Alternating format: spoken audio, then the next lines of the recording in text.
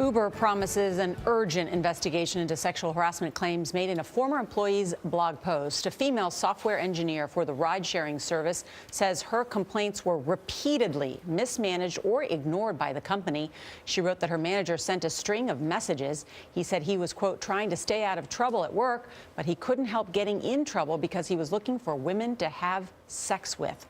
And what is so striking about this set of allegations is that the crime was bad, but that the cover-up was worse. She said not only was she propositioned for sex, but that really a lot of management was complicit. HR was in on it.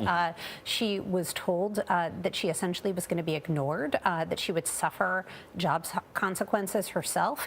She says in her blog post that she ran this up the chain of command and was told to basically stay silent, that other women had the same complaint and that they were hushed up too. The question about Uber is that its culture is very different than the kind of culture you see at Facebook or Google. This is a CEO who has bragged about Boober, meaning kind of being able to get women on demand, just the way you can get a car on demand. It's a company that has prided itself on breaking the rules over time, entering markets even where it wasn't allowed, saying we're just going to proceed and ask questions later. And so I think the question is whether Uber can become a kind of more mature law-abiding company.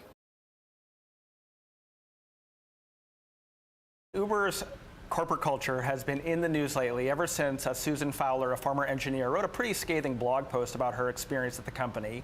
Then we received basically a dash cam video from a longtime Uber driver who's unhappy about the direction that pay for drivers has been going.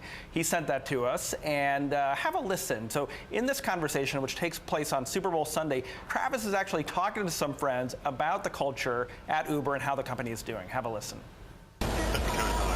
My year is coming up, maybe 40. I make sure every year is something. It is Christmas break. Saturday, by the way.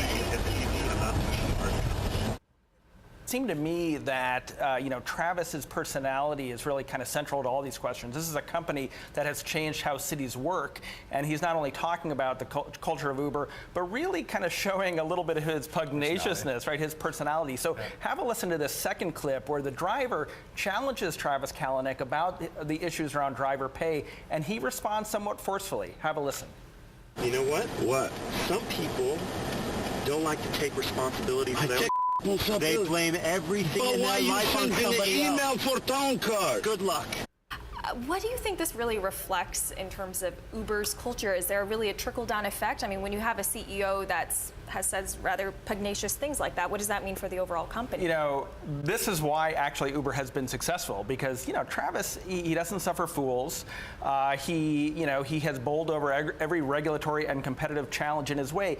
The issue is that he has to be a politician now, right? He has to deal with these very sensitive constituencies, and here's maybe an example of him not putting his best foot forward. This morning, under pressure, Kalanick announcing his departure is permanent.